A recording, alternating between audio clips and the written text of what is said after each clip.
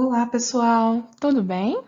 Aqui é a professora Andreia e hoje nós vamos fazer exercícios sobre a aula 9 da disciplina de eletromagnetismo.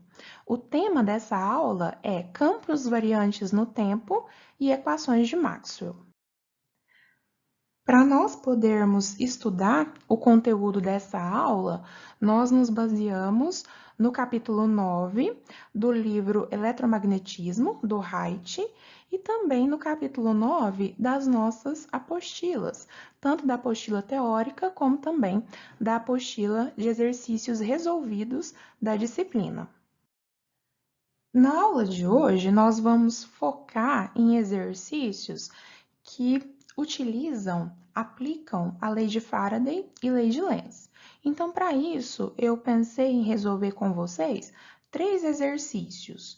O primeiro deles é sobre cálculo de tensão e corrente induzidas em um condutor que está em repouso.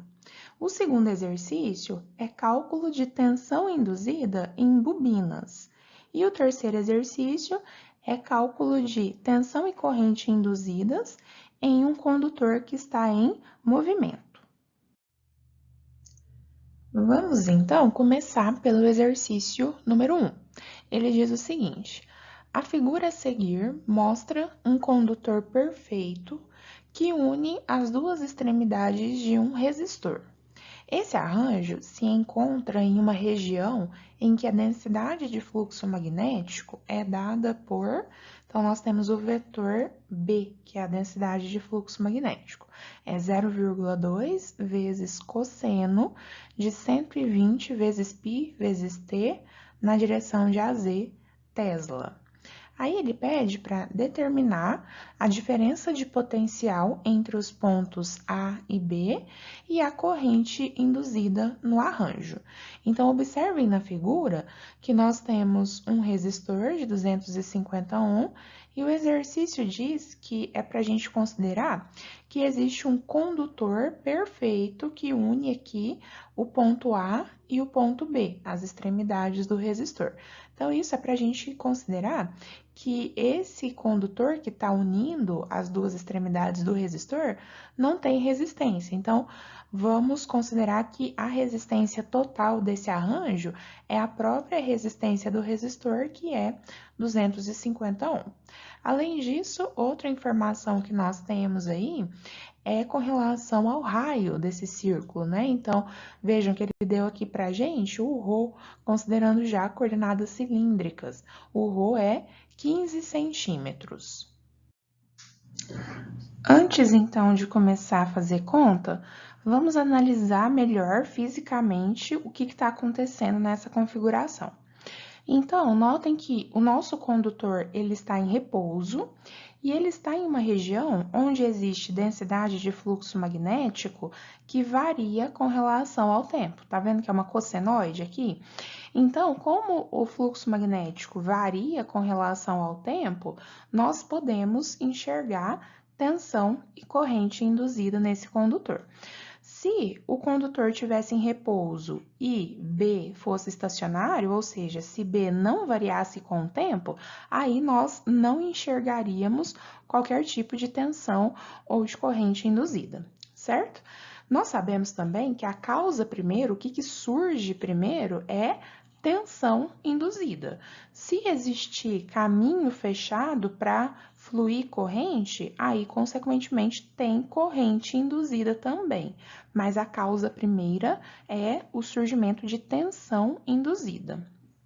Bom, vamos ver o que o exercício pergunta para a gente. Ele quer saber a diferença de potencial existente entre os pontos A e B. Então, eu já vou colocar aqui a flechinha de VAB, que ele está perguntando para a gente. E ele pergunta também a corrente induzida no arranjo. Qual que vai ser o sentido dessa corrente induzida nesse arranjo? Ela vai ter sentido horário ou sentido anti-horário? Para responder isso, é bom nós já ficarmos atentos ao que está acontecendo em termos da operação, né, da característica de B. nessa região. Então, para facilitar, eu vou combinar com vocês que o plano da tela que vocês estão assistindo é o plano XY, pode ser? Então, vou colocar aqui só para facilitar a nossa análise, ó. Então, aqui eu estou considerando que é o eixo X e aqui é o eixo Y. Então, o plano da tela é o plano XY. E vamos considerar que Z positivo, ele tem sentido como se estivesse saindo da tela, certo? E Z negativo, obviamente, seria no sentido de entrando na tela, certo? Bom, agora que nós já combinamos isso, nós podemos perceber que o B, ele está na direção de AZ. Só que vocês estão vendo que o B ele é uma cossenoide? Como ele é uma cossenoide, ora ele vai ter valor positivo e ora vai ter valor negativo. Então, vai ter momentos ao longo do tempo que o B vai ser positivo e vai estar na direção de AZ positivo, ele vai ter sentido, então, saindo da tela. E quando ele tiver valor negativo, o AZ estiver na direção negativa, o B vai ter sentido entrando na tela, certo? Então, isso vai ficar acontecendo continuamente, porque se trata de uma cossenoide. Para isso ficar mais claro, eu vou desenhar aqui com vocês o esboço de uma cossenoide para nós pensarmos o que está acontecendo em cada uma das partes dela, certo? Então, eu vou colocar aqui um esboço bem simplesinho da cossenoide, vou colocar ele em vermelho. O que acontece com a cossenoide, gente? Ela começa aqui o ciclo dela com um valor máximo positivo, cai para zero, assume o mínimo e depois termina o ciclo aqui com o valor máximo positivo de novo, certo? Isso aqui é um esboço de uma cossenoide, de um ciclo de uma cossenoide. Bom, no primeiro quarto do ciclo dela, vamos pensar o que está acontecendo. Ela está aqui com valor positivo, certo? Ela sai aqui do máximo positivo e chega no zero, no primeiro quarto de ciclo. Então, durante esse primeiro quarto de ciclo, o módulo de B está diminuindo, só que é positivo. Então, o que nós vamos ter? O B, nesse primeiro quarto de ciclo aqui, ele vai ser positivo, então ele vai estar na direção saindo da tela, só que os valores dele, né, o módulo dele vai diminuindo. Aí, o que vai acontecer? No segundo semiciclo, aqui na segunda parte do ciclo, ele vai sair de zero e ir aumentando até chegar num máximo negativo. Na segunda parte aqui do ciclo, gente, vocês observam que ele assume, o B vai assumir valores negativos. Então, na segunda parte do ciclo, o B, ele vai ter sentido entrando na tela, certo? E vai ter cada vez valores que vão crescendo, né? Vão ficando cada vez mais negativos. Na terceira parte do ciclo, os valores continuam negativos, só que agora vai decrescer, né? Então, ele vai sair aqui do mínimo dele aqui, na verdade, o máximo negativo, né? E vai decrescendo até chegar em zero. Então, na terceira parte do ciclo, o B ainda está com negativo, né? Ainda está com sentido entrando na tela, só que os valores dele vai diminuindo até chegar em zero. Por fim, na quarta e última parte do ciclo, nós vamos ver que os valores voltam a ser positivos, então o B vai ficar aqui com sentido saindo da tela de novo e os valores dele vai aumentar, né? Então, vai sair de zero e chegar no máximo positivo dele. E aí, recomeça todo o ciclo. Então, estou dizendo isso para vocês perceberem que é um processo dinâmico, né? Que ele vai variando continuamente ao longo do tempo. Bom, para a gente pensar, então, no sentido da corrente, eu vou particularizar essa análise com vocês para ficar mais fácil mesmo com o que está acontecendo durante a primeira parte aqui, o primeiro quarto do semiciclo. Então, vamos analisar esse pedacinho aqui, ó, quando ele começa do máximo positivo dele e chega em zero, né? Nesse primeiro quarto do ciclo.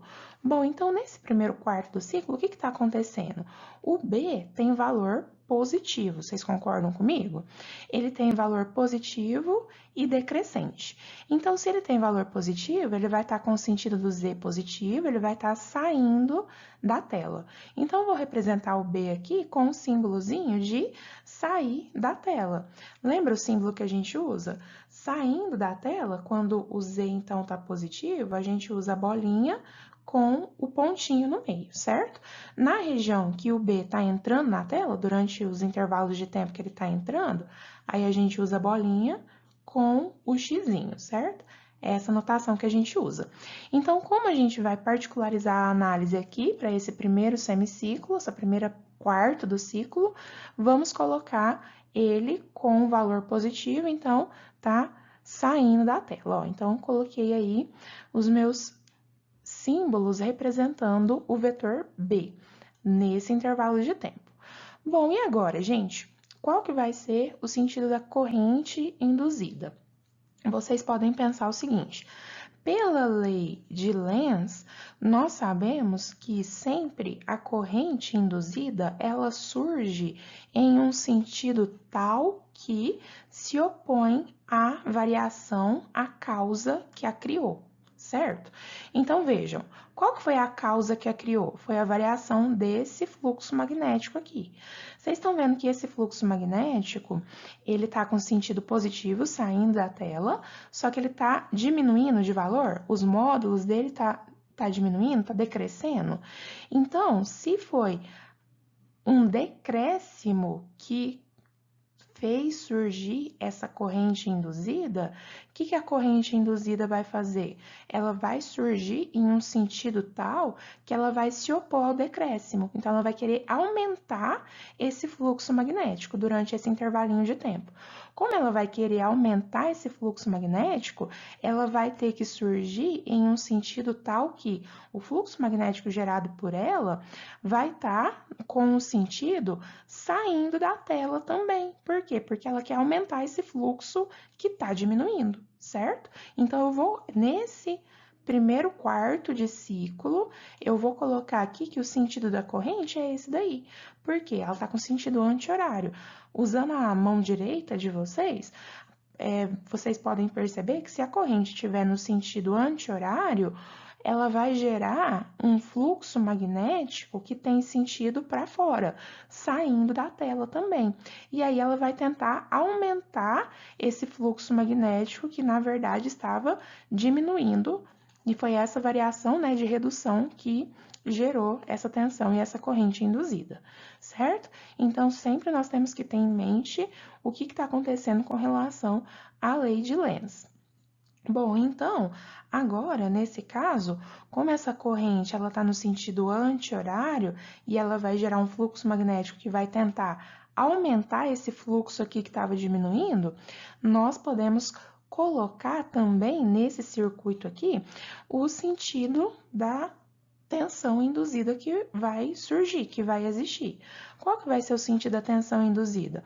Ora, gente, a tensão induzida e a corrente induzida, elas têm que ter o mesmo sentido. Então, eu vou colocar aqui do lado esquerdo, aqui do circuito, o sentido da tensão induzida. A tensão induzida, ela vai ter que estar nesse sentido aqui. Por quê? Porque a corrente, ela está fluindo pelo circuito no sentido anti-horário, certo? Então, é essa tensão induzida que está gerando a corrente induzida. Então, elas têm que estar no mesmo sentido aqui, tensão induzida e corrente induzida, certo?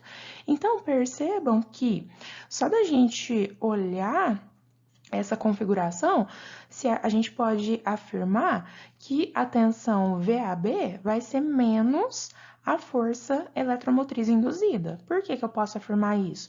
Você pode pensar da maneira mais simples aqui de aplicar a lei de Kirchhoff das tensões na malha fechada.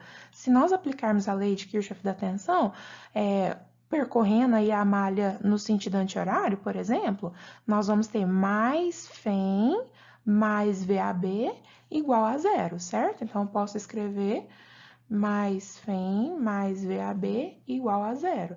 Se eu escrevo mais Φ mais VAB igual a zero, eu concluo que o meu VAB, que é a diferença de potencial que o exercício está perguntando, vai ser menos o valor da minha tensão induzida, da minha força eletromotriz induzida. Bom, sempre essa corrente vai ter esse sentido? Não, gente, isso daqui a gente analisou, é como se a gente tivesse tirado uma foto e analisado esses sentidos aqui, igual eu disse para vocês, para esse primeiro quarto de ciclo que nós combinamos de analisar.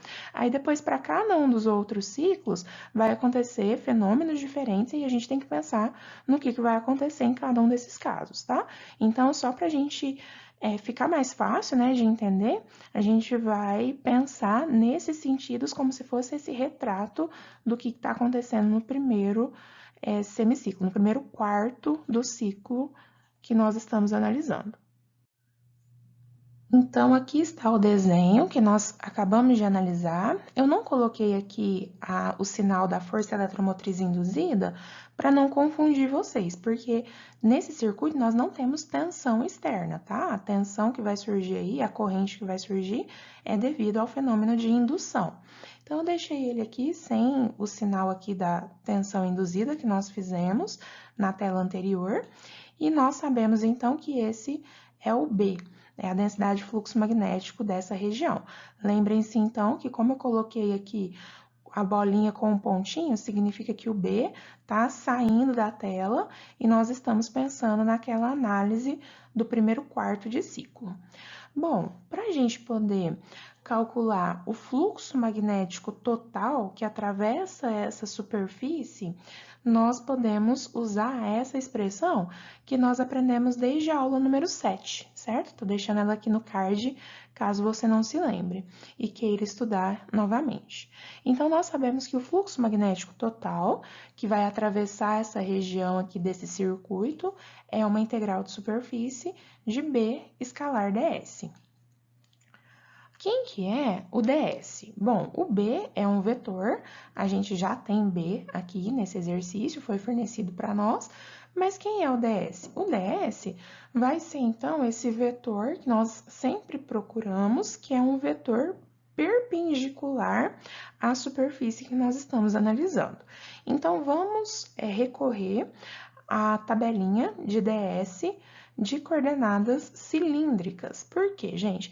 Como nós estamos lidando com um circuito que tem um formato circular e nós já temos aqui a informação de ρ, é mais fácil nós trabalharmos nesse exercício com coordenadas cilíndricas, tá? Então, se eu for olhar ds de coordenada cilíndrica, eu tenho um ds na direção de Aρρ, de Аф e de AZ. Qual que eu vou usar? Bom, aí basta a gente analisar a situação nossa aqui. Observem que, nesse caso, quem que está variando? O Z varia? Não, o Z não varia. O Z nosso aqui, igual a gente considerou que esse era o plano XY, né? E o Z estava na direção saindo da tela. Então, o que a gente tem de variação aqui, pensando em coordenadas cilíndricas? O nosso ρ, ele varia nessa área aí de 0 até 15 centímetros. E quem mais? O φ, ele varia de 0 a 2π, né? Para dar a volta completa aqui e fechar o nosso circuito. Então, nós temos variação de ρ e nós temos variação de φ. Então, tudo indica que nós vamos usar como ds o ds que está na direção de AZ, porque é justamente o AZ que é perpendicular aqui à região dessa área que nós estamos analisando, certo? Então, o nosso ds vai ser ρ, dρ, dφ, AZ. Peguei aqui a terceira opção. ρ, dρ, dφ, AZ. Bom, então, depois que nós descobrimos isso, o que nós podemos escrever? Nós podemos escrever essa integral que nós temos que calcular para encontrar o fluxo magnético. Então, vai ser B, esse daqui é o vetor B, escalar o nosso vetor ds. Vamos resolver, então, essa expressão que nós obtivemos na tela anterior. Então, notem que como é uma integral de superfície, eu já escrevi ela aqui em termos de uma integral dupla, certo? Nós vamos integrar em ρ e em φ. O primeiro passo aqui que nós podemos realizar é o produto escalar entre os dois vetores unitários. Nós temos aqui AZ escalar AZ. AZ escalar AZ, nós sabemos que resulta em 1. Por quê? porque nós temos o produto escalar AZ com AZ, módulo de um vezes o módulo de outro, vezes o cosseno do ângulo que eles formam. O módulo deles é 1, eles são vetores, é o mesmo vetor, né? Então, o ângulo que eles formam entre eles é 0 graus, então, o cosseno de 0 é 1. Então, esse produto escalar, ele dá 1. Então, eu posso reescrever aqui embaixo a minha expressão e o AZ escalar AZ deu 1. Sobrou isso daqui, então, para eu realizar a integral. Bom, na hora de fazer essa integral, gente, percebam que essa parte aqui, ó, 0,2 vezes cosseno de 120 vezes π vezes t, eu posso tirar da integral. Por quê? Eu não estou integrando em t, eu não estou integrando no tempo, eu estou integrando com relação à minha superfície aqui, né? Então, eu estou integrando com relação a ρ e a φ.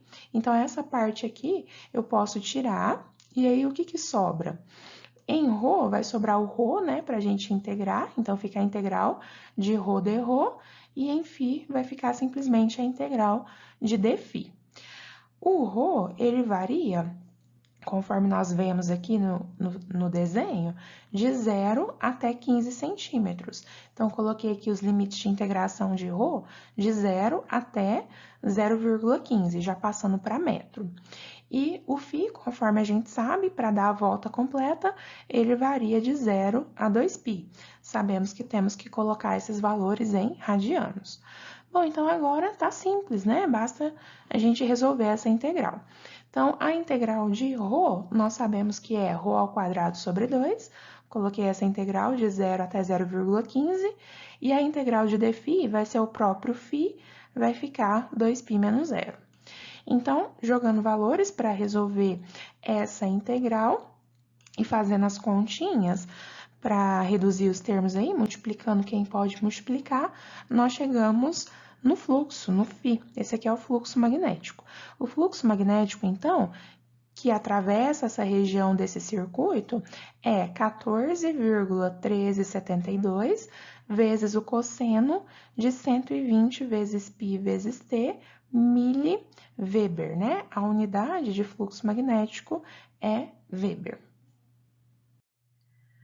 Bom, então aqui está o B e aqui está o fluxo magnético que atravessa essa região do nosso circuito. Por que eu calculei o fluxo magnético? Gente, na verdade, nós estamos procurando tensão induzida e corrente induzida.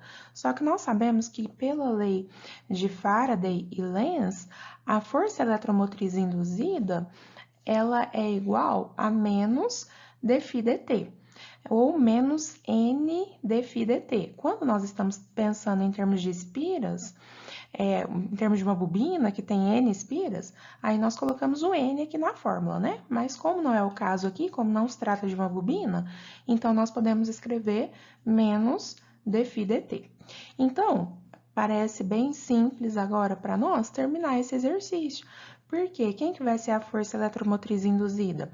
Vai ser menos a derivada do fluxo com relação ao tempo. O que eu coloco aqui no lugar do fluxo? Coloco a expressão que nós achamos para o fluxo. Então, nós temos que derivar essa expressão aqui com relação ao tempo. Como que vai ficar essa derivada, gente? Observem aqui que eu multipliquei por 10 a menos 3, porque na conta anterior, o fluxo foi colocado em termos de miliweber, certo? Bom, então, nessa derivada aqui, nós podemos resolvê-la colocando aqui a parte das constantes, né? Então, fica 14,1372 vezes 10 a menos 3 vezes a derivada do cosseno é menos seno. Então, vai ficar menos seno de 120 vezes π vezes t. Então, esse menos aqui veio da fórmula e esse menos aqui veio da derivada do cosseno, que é menos seno. E, além disso, nós precisamos terminar aqui o cálculo dessa derivada usando a regra da cadeia, né? Então, quem que vai ser a derivada de 120πt? Vai ser vezes 120π, né? Para terminar aí, colocando, usando a regra da cadeia. Então, agora, eu vou multiplicar esse número aqui pelo 120π, menos com menos vai dar mais, né? Então, a nossa força eletromotriz induzida, ela deu positiva e ela vale 5,3296 vezes seno de 120 pt-volt. Ou seja, nós temos uma força eletromotriz induzida senoidal. Bom, então, agora, como ela deu aqui positiva, né? Ela tem esse sentido aqui para concordar com o sentido que a gente pensou aqui para a corrente induzida, igual a gente falou no começo da resolução do exercício, certo, gente? Para essa análise, volto a dizer, do primeiro quarto do ciclo aí da onda, que nós particularizamos para ficar mais simples de vocês entenderem. Bom, se nós já temos a força eletromotriz induzida, quem que vai ser a corrente induzida? A única coisa que limita essa corrente é essa resistência de 250 ohms, não é isso? Então, a corrente induzida vai ser força eletromotriz induzida dividido pela resistência de 250. Então, fazendo essa conta, nós chegamos que a corrente induzida, ela também é uma senoide. Então, ela deu 21,3184 vezes seno de 120 vezes π vezes t, miliampere. Essa, então, é a nossa corrente induzida. Para finalizar o exercício e responder o que o enunciado perguntou, nós temos que calcular também o valor de VAB. Quem que vai ser VAB? A gente já falou no começo também que o VAB é menos a força eletromotriz induzida, não é isso? Então, olha só, se a gente rodasse aqui e aplicasse a lei de Kirchhoff das tensões, ficou, estou aplicando no sentido anti-horário, mais força eletromotriz induzida, mais VAB, igual a zero, certo? Essa expressão aqui. Então, nós temos que o VAB vai ser menos a força eletromotriz induzida. Então, o VAB acabou de dar menos 5,3296 vezes seno de 120 vezes π vezes t volt. É claro que deveria dar negativo mesmo, gente, por quê?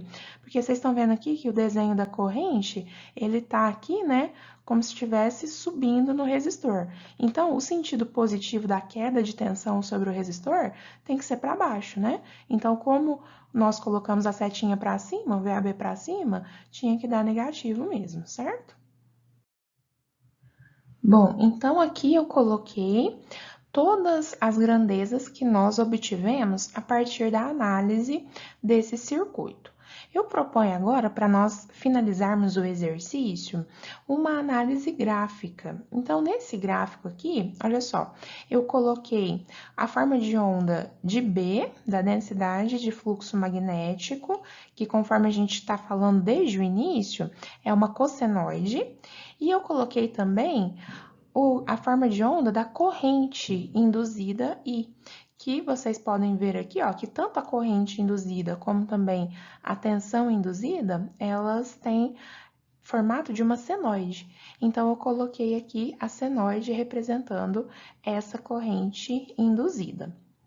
Bom, para que eu coloquei isso? Para nós fazermos uma análise para decidir se em cada parte desse ciclo a corrente ela está no sentido horário ou no sentido anti-horário. Então, vamos fazer essa análise. Para isso, eu vou dividir com vocês o ciclo em 4 partes diferentes. Então, vamos pensar aqui nesse ciclo, né, nessa análise, como a primeira parte sendo o primeiro quarto aqui do ciclo, a segunda parte, o segundo quarto, a terceira parte, o terceiro quarto, e a quarta parte aqui fecha o primeiro ciclo, certo? Para cada uma dessas partes, nós vamos fazer 2 análises. Nós vamos pensar como que está a situação do B e qual que é o sentido da corrente em cada caso, certo? Então, vamos pensar. Olha só, na primeira parte, conforme a gente falou, é a parte que nós analisamos lá no começo do exercício, lembra? Então, observem, o B, ele começa com o valor máximo positivo dele e ele vai diminuindo de valor até chegar aqui em zero. Então, durante essa primeira parte, nós observamos que B, ele tem sinal positivo e a variação dele é no sentido de redução. Ele vai o módulo dele vai decrescendo, né, com o passar do tempo. Então, eu vou escrever aqui, nessa parte de B, na primeira etapa, eu sei que o B, ele é positivo e ele tem valores que vão decrescendo, certo? A variação dele é no sentido de decréscimo. Como o B, gente, é positivo, nós consideramos que ele está na direção de AZ, positivo, então eu vou fazer a bolinha com o pontinho no meio, né? Que foi essa primeira análise que nós fizemos aqui. Bom, então o B, ele tá saindo da tela e ele tem valores que diminuem. Qual que é a reação da corrente, né? A corrente induzida, ela vai surgir sempre no sentido de se opor à causa que a criou. Então, como o B, ele está reduzindo, essa corrente, ela vai surgir no sentido de criar um fluxo magnético que vai se opor a essa redução. Então, ela vai tentar criar um fluxo magnético no mesmo sentido que está B nesse momento. Então, como o B está saindo da tela, o fluxo magnético gerado pela corrente também vai sair da tela. Então, essa corrente, ela vai ter sentido anti-horário, certo? Então, vejam que ela está com o sinal aqui, ó, positivo. O positivo que a gente está considerando aqui é o sentido anti-horário, ok? Então, eu vou colocar aqui embaixo que a corrente, ela tem valor, né? Ela tem sinal positivo, e sinal positivo representa para nós. Então, nós temos aí o sentido anti-horário de corrente nesse intervalo de tempo, que foi a análise que nós fizemos no começo, né? Então, estou colocando aqui sentido anti-horário, que nós estamos considerando positivo. Bom, vamos analisar agora a segunda parte, o segundo quarto do ciclo. O que está acontecendo, gente? Observem agora que o B, ele passa a ter valores negativos, certo? Então, o B tem valor negativo e ele está com o sentido de acréscimo, de crescimento. Os valores de B estão ficando cada vez mais negativos, certo? Como ele está, gente, com o sentido, né, com o sinal negativo, nós entendemos que B agora está com sentido entrando na tela, né? Está com o sentido de Z negativo. Então, eu posso fazer aqui o símbolo, né, de entrando na tela durante esse tempo. Então, observem, ó, o B, ele tá negativo, ele tem valores que estão crescentes, está ficando cada vez mais negativo, e ele tá com sentido entrando na tela agora, né? Ele ficou com a Z negativo. Bom, qual que vai ser o comportamento da corrente nesse tempo? Bom, como o B, ele tem valores que estão aumentando no sentido negativo de Z, a corrente vai tentar gerar um fluxo que vai se opor a esse efeito de aumento. Então, a corrente, ela vai gerar um fluxo magnético no sentido oposto ao B. Então, como o B, ele tá com o sentido entrando na tela, a corrente ela vai ter que continuar gerando um fluxo magnético com o sentido saindo da tela. Então, a corrente, nesse caso, ela permanece positiva, e positiva para nós significa o sentido anti-horário, certo? Então, a corrente permanece positiva, conforme vocês podem ver aqui na figura, ó, tá vendo? Que aqui ela permanece positiva no sentido anti-horário. O que está acontecendo agora na terceira parte do ciclo, né? No terceiro quarto aí do ciclo? Notem que o B, ele vai sair aqui do máximo negativo dele e ele vai reduzindo, ele vai decrescendo, né, o módulo dele até chegar em zero. Então, nós observamos que ele ainda tem valores negativos, o B está entrando na tela, o sentido dele é de entrar na tela, só que ele está diminuindo, né? Ele está decrescendo com o passar do tempo. Então, vamos colocar aqui as observações com relação ao B. O B continua com o sinal negativo, agora a variação dele é decrescente, então ele saiu lá do máximo negativo e está indo em direção a zero. E como ele é negativo, ele está ainda com o sentido de entrando na tela, certo? Qual que vai ser o comportamento da corrente. Qual que vai ser o sentido da corrente nessa parte do ciclo, gente? Como o B ele está tendo um comportamento de decréscimo, a corrente ela vai tentar aumentar esse fluxo magnético. Então, agora essa corrente ela vai assumir um sentido negativo. Se eu estou falando que a corrente agora fica negativa, significa que agora ela está no sentido horário. Por que que ela está no sentido horário? Gente, vai aplicando a regra da mão direita para vocês acompanharem o que eu estou falando. Se agora essa corrente está no sentido horário, nós podemos, aplicando a regra da mão direita, nós podemos perceber que ela vai gerar um fluxo magnético com o sentido de AZ negativo, entrando na tela, né? E ela vai gerar esse fluxo magnético entrando na tela para se opor a esse efeito de decréscimo que estava acontecendo em B. Por fim, agora, vamos analisar o último quarto aí do ciclo. O que que vai acontecer? Veja bem, o nosso B, ele vai passar a ter valores positivos de novo.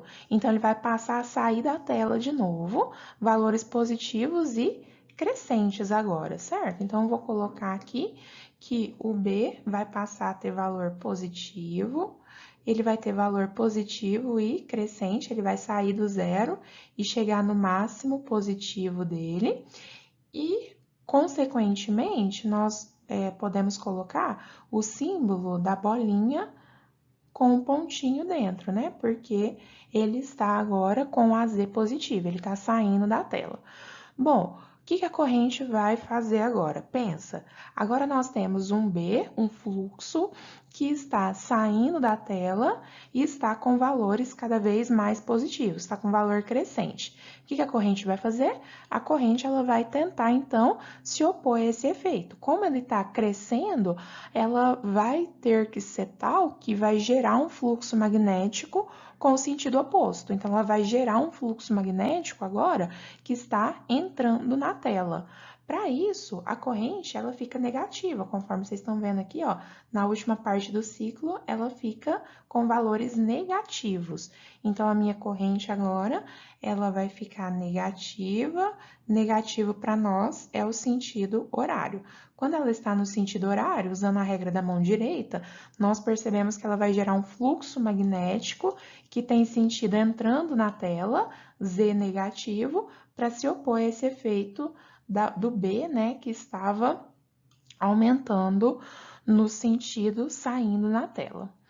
Bom, essa análise que nós acabamos de fazer, gente, ela é simplesmente para a gente poder saber como que a corrente está, qual que é o sentido da corrente induzida, se ela está no sentido horário ou no sentido anti-horário em cada uma das partes do ciclo aí que nós estamos analisando, tá? Se nós quiséssemos saber exatamente o comportamento do fluxo magnético gerado pela corrente induzida, como que esse fluxo magnético estava se opondo ao fluxo, a variação de fluxo inicial que a criou, aí nós teríamos que calcular o fluxo magnético, então, gerado pela corrente induzida, tá? Só que isso nós não vamos fazer aqui agora, porque o exercício não pediu. Nós só estamos fazendo a análise aqui para ver se ela era positiva ou negativa, se ela estava no sentido horário ou anti-horário em cada intervalo de tempo. Vamos agora passar para o exercício número 2. Ele diz o seguinte: uma bobina apresenta 2.000 espiras e está enrolada sobre um núcleo de ar de 100 centímetros de comprimento e 1 centímetro de raio. Outra bobina está enrolada sobre a primeira.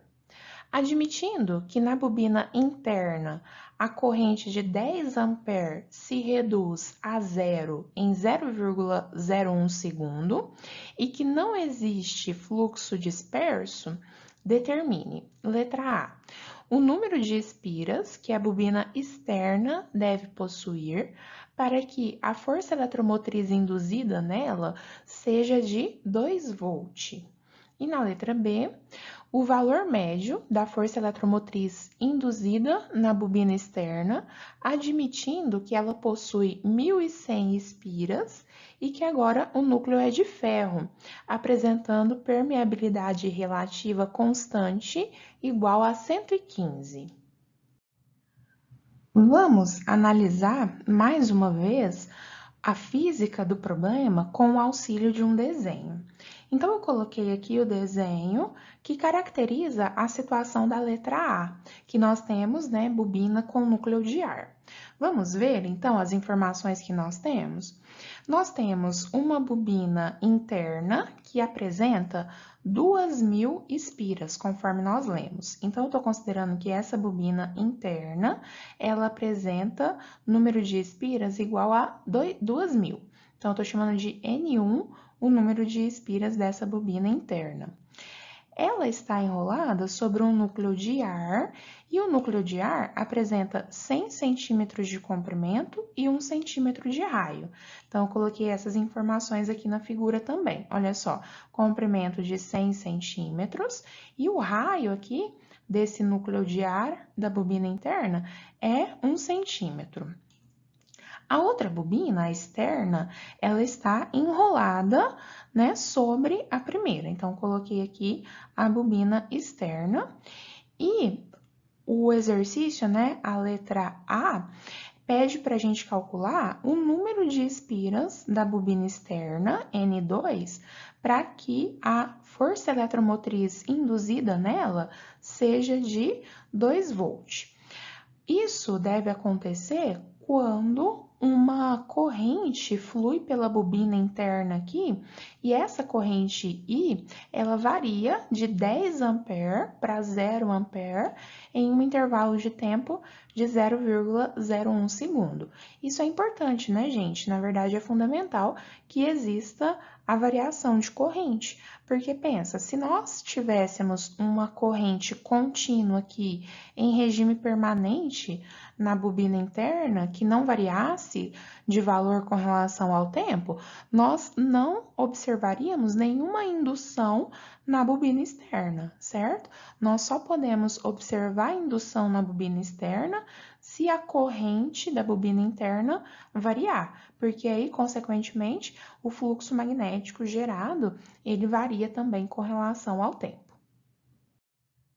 Então, aqui está o desenho que nós analisamos e a informação importante para nós que a corrente na bobina interna varia de 10 a 0 ampere em 0,01 segundo.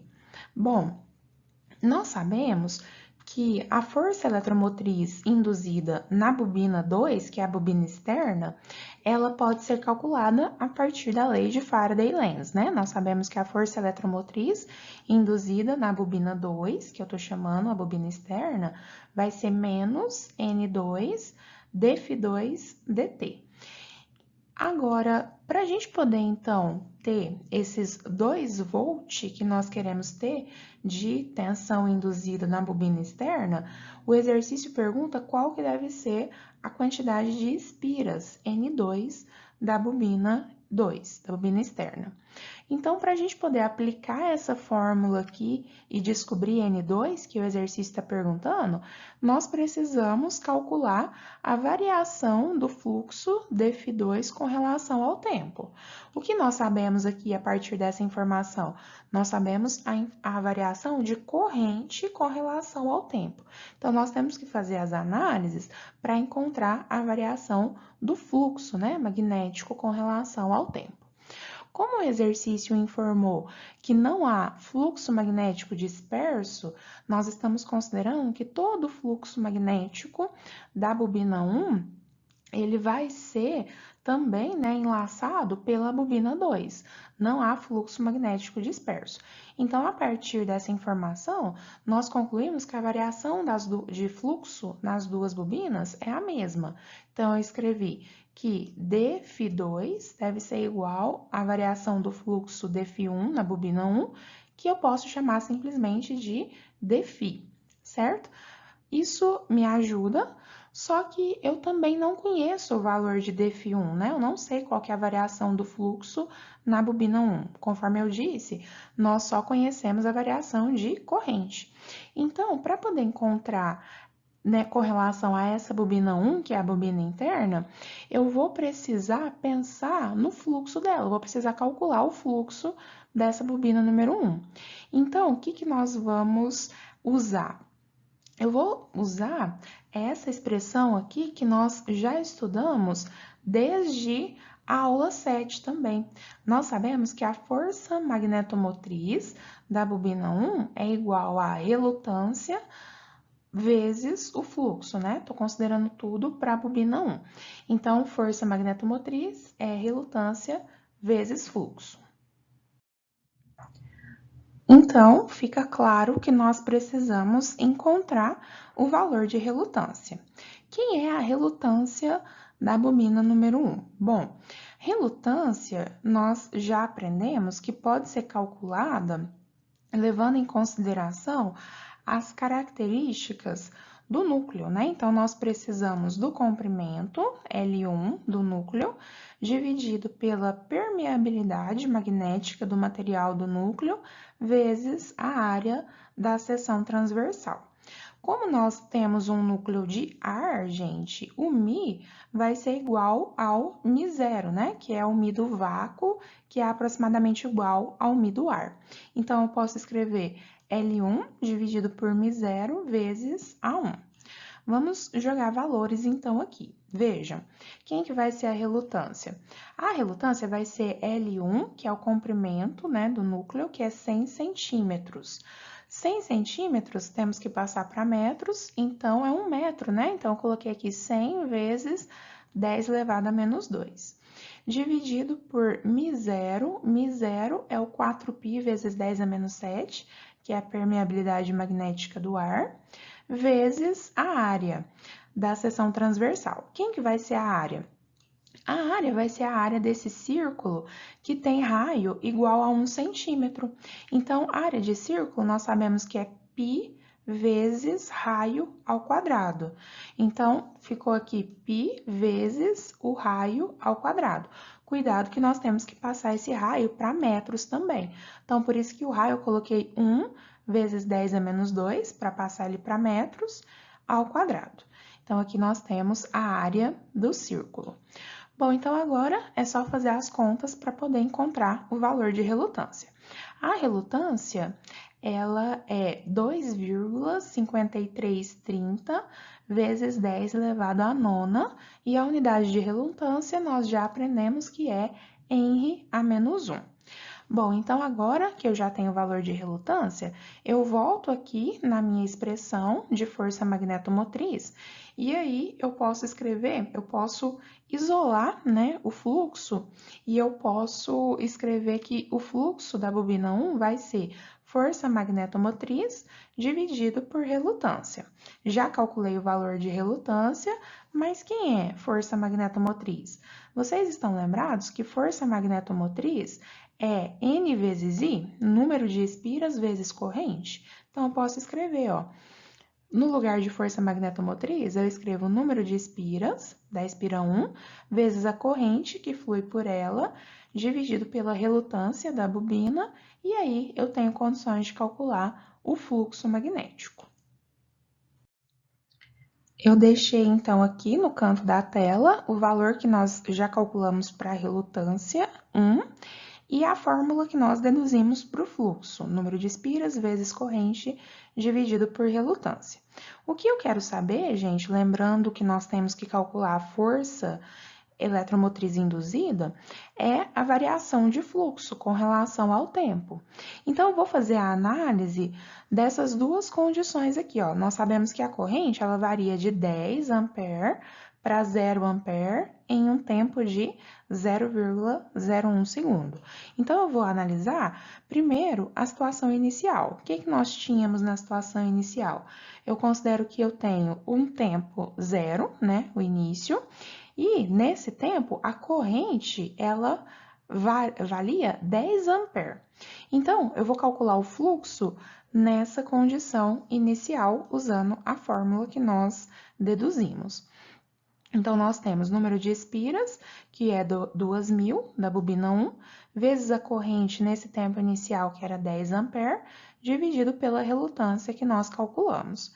Então, fazendo essa continha, nós chegamos ao valor do fluxo nessa condição inicial. Deu 7,8958 vezes 10 elevado a menos 6 Weber. Bom, agora vamos analisar o final. O que nós temos no final? No final, nós vamos considerar o tempo de 0,01 segundos, e aí a corrente nesse tempo já zerou, certo? Então, eu vou colocar aqui que nessa condição final, o tempo é 0,01 segundo e a corrente é 0 ampere. Qual que vai ser o fluxo nesse tempo final? Gente, é claro que nesse tempo final o fluxo vai ser zero. Por quê? Porque o fluxo ele depende diretamente da corrente. Se a corrente zerou, fluxo também zerou. Então, para essa condição final, nós temos fluxo de 0 Weber. Bom, nós não queremos achar a variação, é o dφ, a variação do fluxo, não é? Então, quem é a variação do fluxo? Variação, nós sabemos que em física é a condição final menos a condição inicial, não é isso? Então, eu posso escrever que d fluxo, né, a variação de fluxo da bobina 1 vai ser o valor de fluxo final menos o valor de fluxo inicial. Então, jogando valores, olha só, final a gente viu que é zero, inicial é esse valor aqui. Então, fica final menos o inicial, então a variação do fluxo deu menos 7,8958 vezes 10 elevado a menos 6 Weber. Agora, eu tenho condições de finalizar a letra A, porque eu já tenho o valor da variação do fluxo. E conforme a gente falou, como não existe fluxo disperso, dφ1, a variação de fluxo na bobina 1 vai ser igual à da bobina 2, que é esse valor aqui que nós calculamos. Então, voltando na lei de Faraday-Lenz, nós sabemos que a força eletromotriz induzida na bobina 2 vai ser menos N2 dφ2 dt. Vamos jogar valores? Nós queremos saber quantas espiras ela deve ter para ter essa tensão de 2 volts induzida nela. Então, no lugar da força eletromotriz induzida, eu coloco 2, é igual a menos N2, N2 é quem eu estou querendo calcular, vezes quem é o dφ2? É a variação do fluxo, que nós encontramos esse valor aqui, menos 7,8958 vezes 10 a menos 6, dividido por dt. O dt, gente, é a variação do tempo, né? Tempo final menos tempo inicial. Conforme a gente analisou, essa variação aconteceu em 0,01 segundo. Então, o nosso dt é 0,01, né? Então, agora, basta fazer os manuseamentos matemáticos para poder calcular a quantidade de espiras N2. Então, eu isolei o N2 aí, nós temos aí 2 vezes 0,01 dividido por 7,8958 vezes 10 a menos 6. Fazendo essa continha, nós chegamos no valor de N2, que é 2.533 espiras. Então, dessa forma, nós respondemos a letra A do exercício. Nós precisamos de 2.533 espiras aqui na bobina externa, para que nós possamos ter 2 volts de tensão induzida nela, quando na bobina interna nós temos uma variação de 10 ampere para 0 ampere, de corrente em 0,01 segundo. Podemos, então, passar para a letra B. Vamos ler de novo para lembrar o que a letra B dizia. Ela pede o valor médio da força eletromotriz induzida na bobina externa, admitindo que ela possui 1.100 espiras e agora o núcleo é de ferro, apresentando permeabilidade relativa constante igual a 115. Então, da letra A para a letra B, nós temos muitas mudanças, né, na configuração. Então, eu vou colocar aqui um outro desenho para vocês poderem enxergar o que está acontecendo. Eu fiz questão de colocar esse desenho porque essa é uma configuração bastante usada. Normalmente, muitos transformadores têm essa configuração. Então, nós temos um núcleo de ferro, uma bobina mais interna e a outra bobina está enrolada sobre a região da bobina interna. Então, nós temos duas bobinas enroladas uma sobre a outra, logicamente que com os isolamentos. Bom, observem então aí as partes que constituem essa figura. Aqui no centro nós temos o núcleo de material ferromagnético agora, o núcleo de ferro. Nós temos a bobina interna aqui, tá aberto, né, o desenho para facilitar a visualização. E nós temos a bobina externa. A bobina externa, gente, foi dito para nós que ela tem 1.100 espiras. Então, já foi informado que essa bobina tem 1.100 espiras. E a gente quer saber agora qual que vai ser o valor da tensão induzida na bobina externa, considerando o núcleo de ferro. Bom, então, mais uma vez, nós precisamos seguir aquele procedimento de calcular a variação de fluxo na bobina interna para depois calcular a força eletromotriz induzida na bobina externa, tá?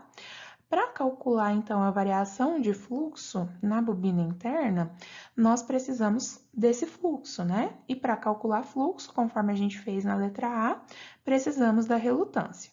Então, vou começar agora calculando a relutância da bobina interna.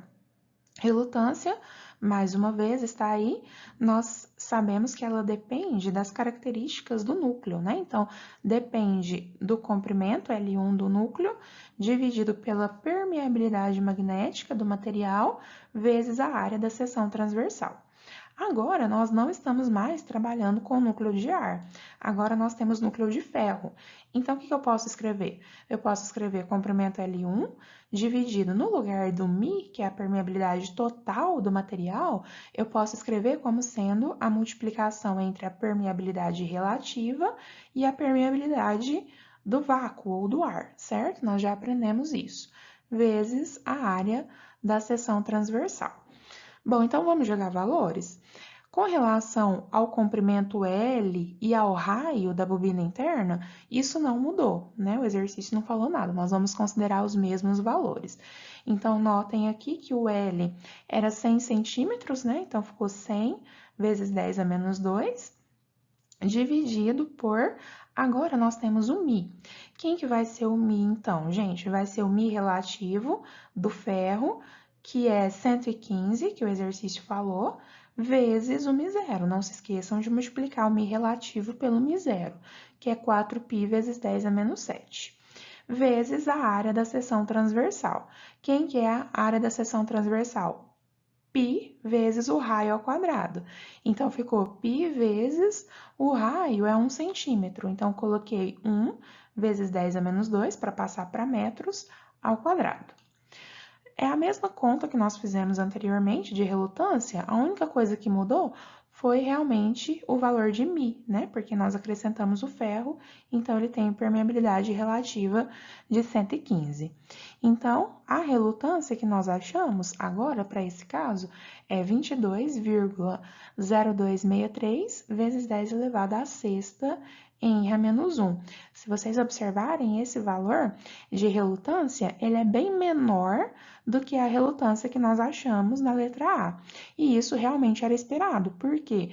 Porque como nós estamos usando núcleo de ferro agora, nós entendemos que a relutância, né, que é a dificuldade oferecida aí para a passagem das linhas de fluxo magnético, ela é reduzida, uma vez que agora a gente tem um material ferromagnético no núcleo. Bom, então voltando aqui, conforme a gente já falou, a força magnetomotriz é relutância vezes o fluxo. Eu posso isolar o fluxo, então, e escrever que é força magnetomotriz dividido por relutância. E quem que é força magnetomotriz? É número de espiras vezes corrente. Então, fica N vezes I dividido por relutância, e isso é fluxo, igualzinho nós fizemos na letra A. Aqui está, então, a fórmula do fluxo e o valor de relutância que nós calculamos na tela anterior. O que nós precisamos, na verdade, é da variação do fluxo que acontece na bobina interna. Então, nós vamos, mais uma vez, fazer o cálculo do fluxo para a condição inicial, para a condição final, para depois encontrar a variação, o dφ. Quem que é a condição inicial? Bom, então eu considero que a condição inicial é o tempo t igual a 0 segundos e nós tínhamos uma corrente de 10 ampere no tempo t igual a 0 segundos. Então, I vale 10 ampere e quanto que é o fluxo nessa condição? Vai ser o número de espiras da bobina 1, que é 2000, vezes a corrente que está fluindo por ela nesse instante de tempo, que é 10 ampere, dividido pela relutância que nós calculamos nessa situação agora que tem o núcleo de ferro. Então, fazendo essa conta de fluxo, nós chegamos a esse valor, ó, 908,0054 vezes 10 elevado a menos 6 Weber. Isso para a condição inicial. E para a condição final? Bom, na condição final, nós consideramos o tempo de 0,01 segundo, né? Então, passou esse tempinho de 0,01 segundo e a corrente caiu de 10 para 0 ampere. Então, nesse instante de tempo, a corrente, ela vale 0 ampere e, consequentemente, o fluxo também vai ser zero, né? Porque se não tem corrente, não tem fluxo. Agora, então, vamos calcular finalmente a variação de fluxo. Variação de fluxo, mais uma vez, é fluxo da condição final menos o fluxo da condição inicial. A condição final, zero fluxo, então nós temos aqui zero, menos o fluxo da condição inicial, que era esse valor, 908,0054 vezes 10 elevado a menos 6. Então, fazendo essa conta, a variação de fluxo na bobina 1 é menos 908,0054 vezes 10 a menos 6 Weber. Como não há fluxo disperso, então nós entendemos que a variação de fluxo dφ1 é igual a dφ2, que é esse valor que nós calculamos na tela anterior. Então, agora, finalmente, dá para nós calcularmos a tensão ou a força eletromotriz induzida na bobina 2, que é a bobina externa. Então, vai ser, usando a lei de Faraday-Lenz, menos N2 dφ2 dt. Agora, a nossa bobina externa foi dito que ela tem 1.100 espiras. Então, vamos jogar valores, ó.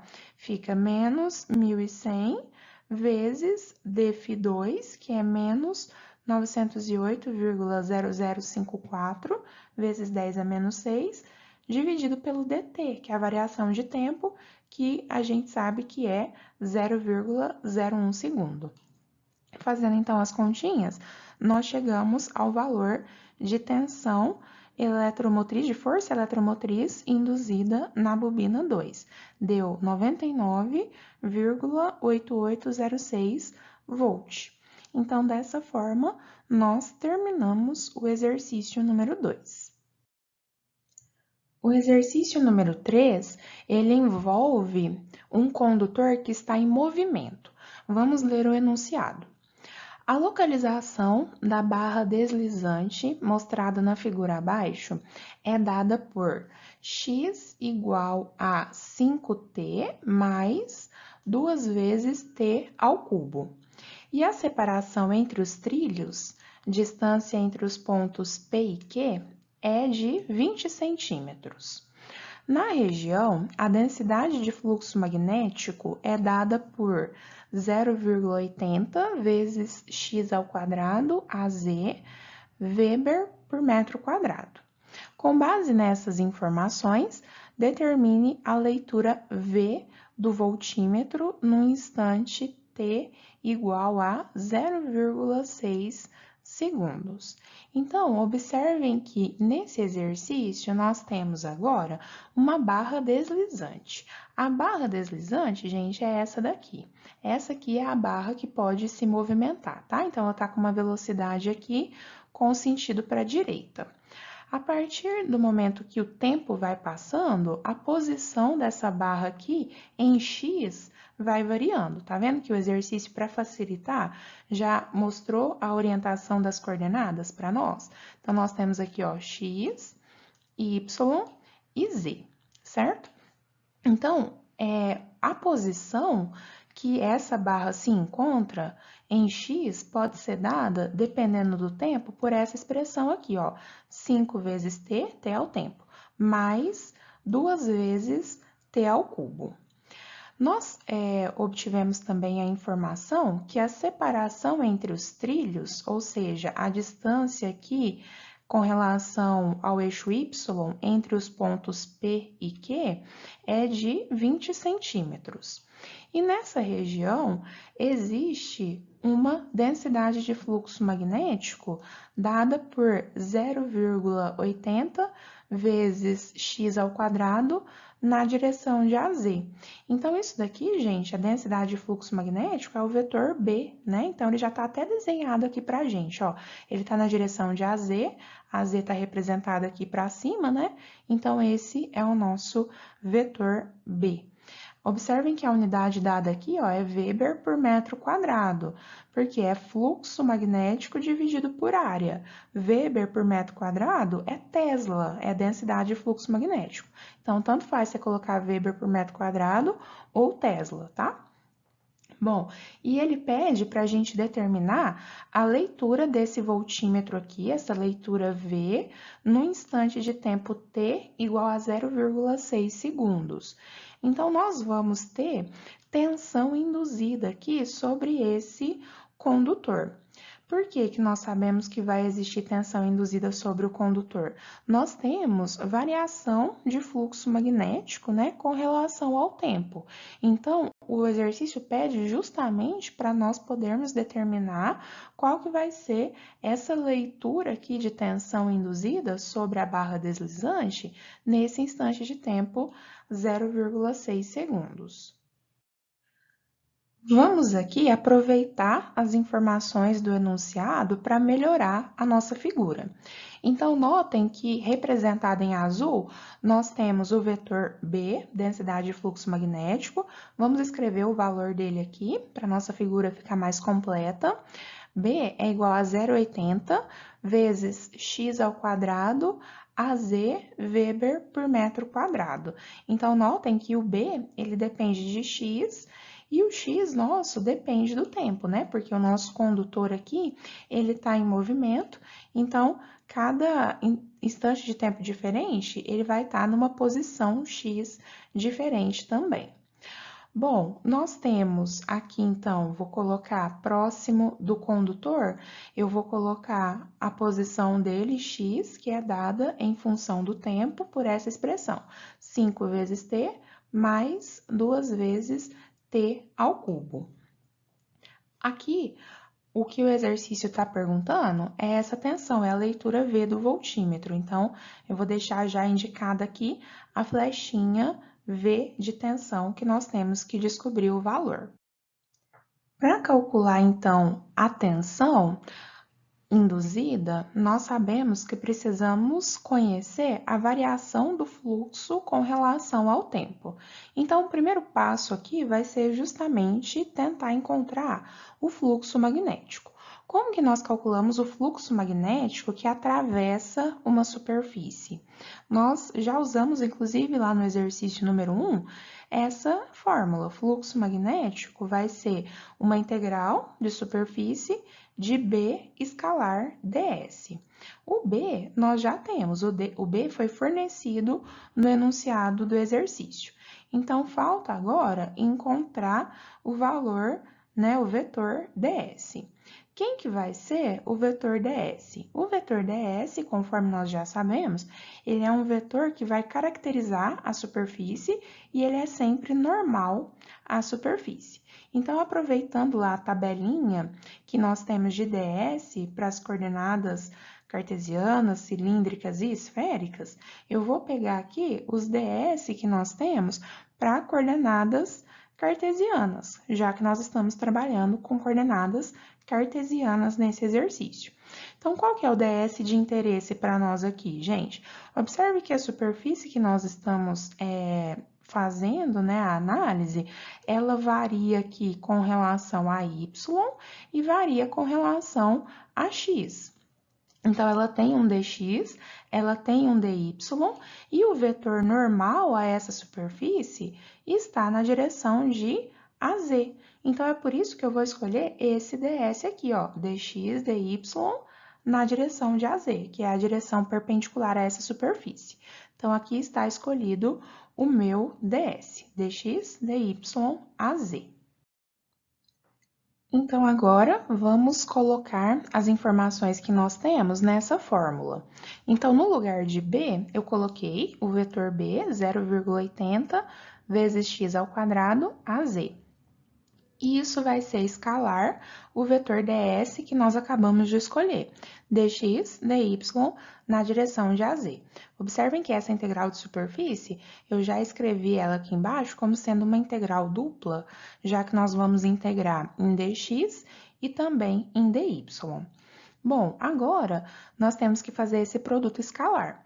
Nós já sabemos que produto escalar de AZ com AZ escalar AZ, dá 1, né? Porque o módulo de um vezes o módulo do outro, vezes o cosseno do ângulo que eles formam.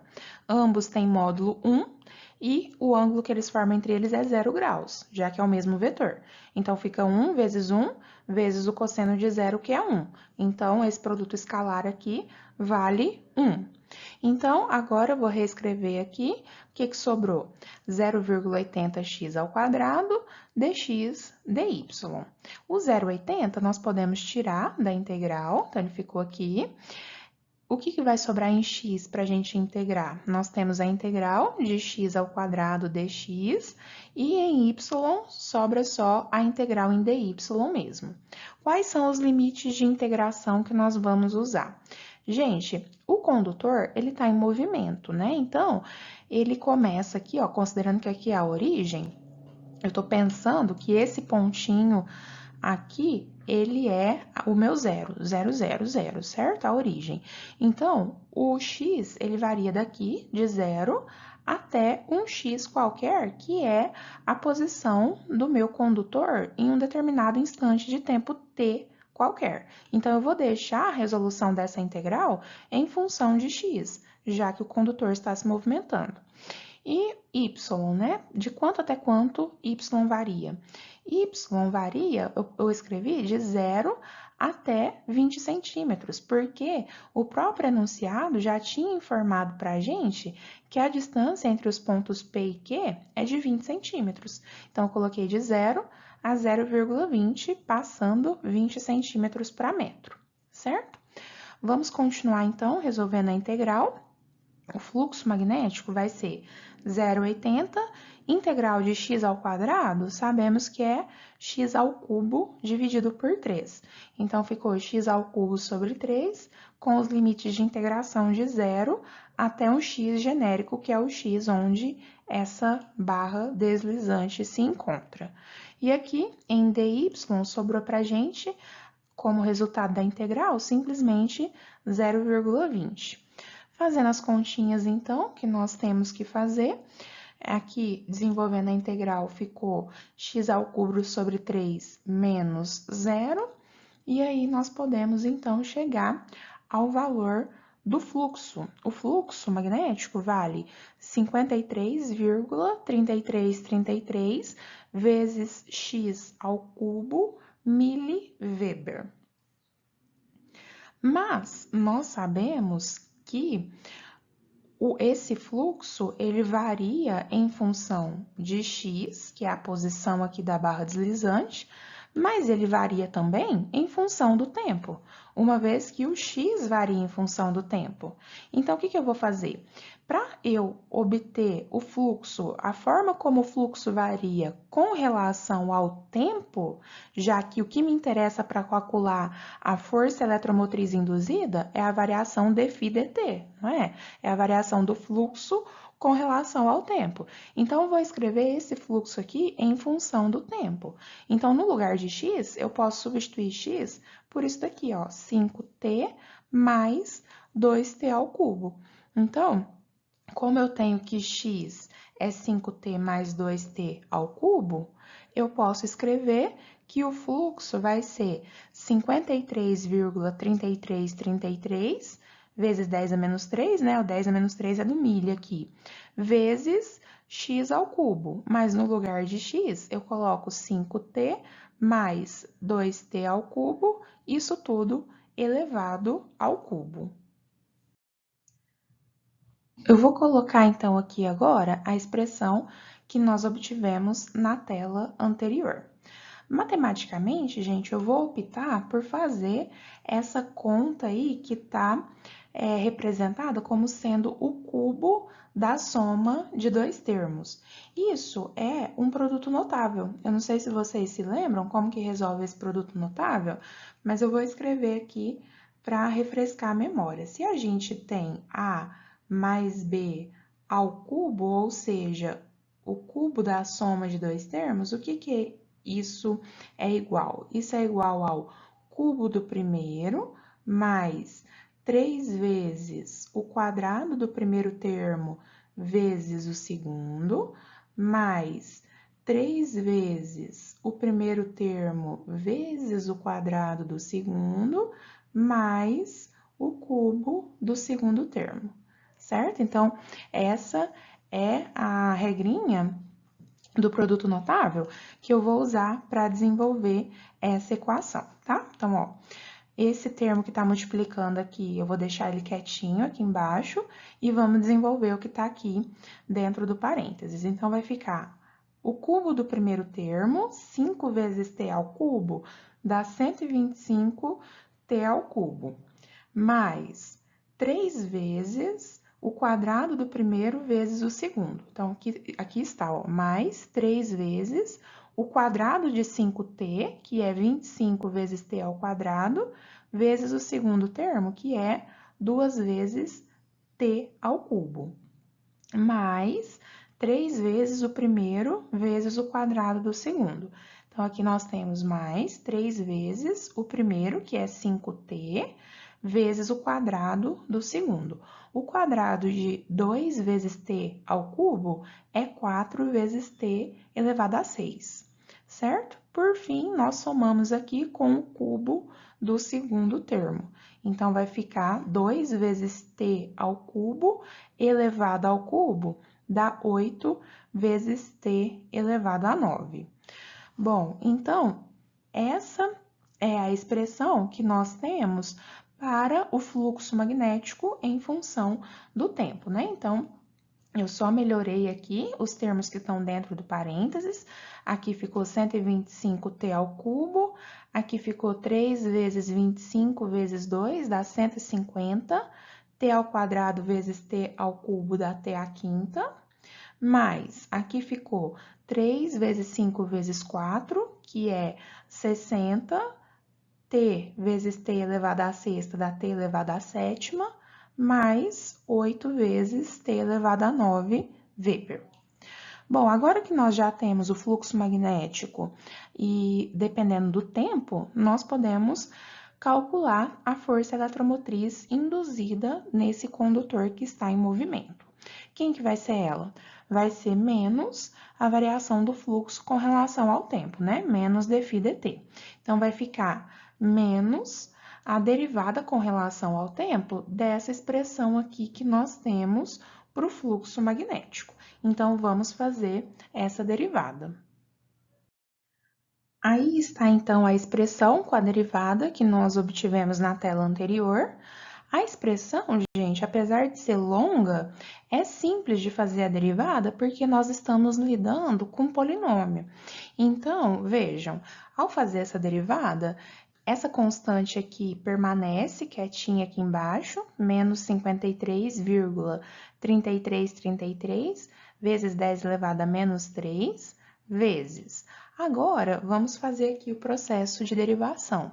Então, nós podemos aqui usar a regrinha do tombo do expoente, né? Então, aqui, 3, essa derivada desse termo aqui vai ficar 3 vezes 125, que é 375, vezes t ao quadrado.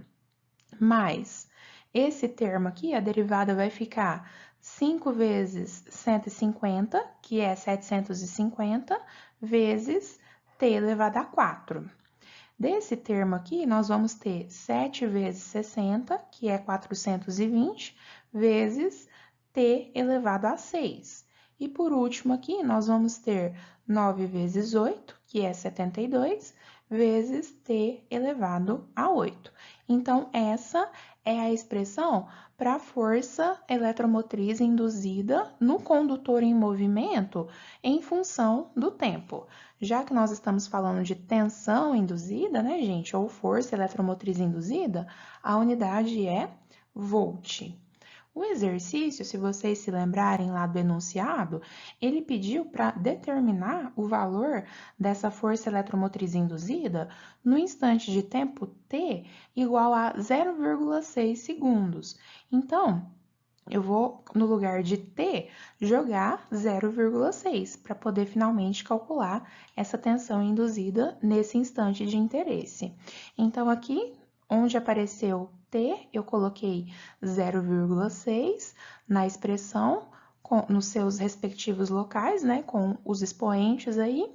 Fazendo essa conta, nós chegamos finalmente ao valor de tensão induzida nesse instante de tempo de menos 13,4936 volt. Então, essa é a resposta daquilo que o exercício estava perguntando. Para finalizar, gente, eu gostaria apenas de fazer uma análise final aqui, uma interpretação, para nós vermos se realmente faz sentido essa força eletromotriz ela ser negativa. Na verdade, o exercício perguntou o valor de V, né, que é a tensão que o voltímetro está lendo. Bom, nós vamos considerar, então, nesse caso, que o voltímetro, para ele estar lendo a força eletromotriz, nós consideramos aqui que a força eletromotriz estaria para cima, né? Porque desse jeito aqui, a leitura de V seria exatamente o valor da força eletromotriz, né? Se você quiser pensar isso em termos de um circuito, você poderia rodar a lei de Kirchhoff das tensões aqui, ficaria, ó, V menos força eletromotriz igual a zero, concorda? Então, aplicando aí a lei de Kirchhoff das tensões, nós teríamos V menos força eletromotriz igual a zero, e daí a gente tira que a leitura do voltímetro V é a própria força eletromotriz, certo? Que nós achamos no slide anterior. Então, nós acabamos de perceber que, na verdade, essa força eletromotriz, ela deu um valor negativo. Então, o V também é um valor negativo. Ele é menos 13,4936 volts. Isso faz sentido fisicamente? Ora, vamos pensar. O que acontece, gente? Quando essa barra se movimenta e o valor de x aqui dela vai alterando com o passar do tempo, o que nós vamos observando? Cada vez mais B começa a atravessar essa região aqui do circuito, vocês concordam? Então, nós temos uma variação de B, de fluxo magnético, crescente. B está aumentando.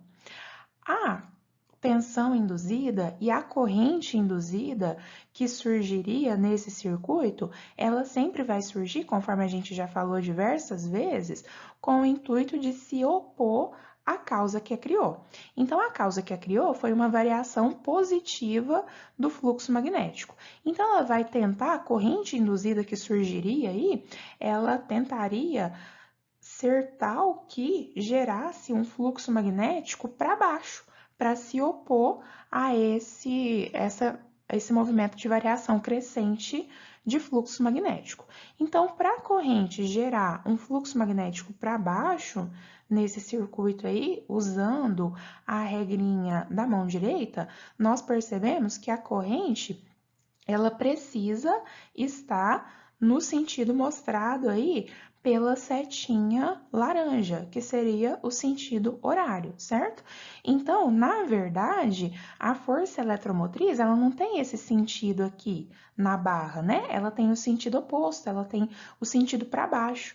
Por isso que deu um valor negativo, né, a força eletromotriz, porque na verdade ela está virada para baixo, porque a corrente induzida, ela fluiria aqui no sentido horário, nesse circuito, para gerar um fluxo magnético para baixo, para se opor aqui à variação crescente que a criou, certo?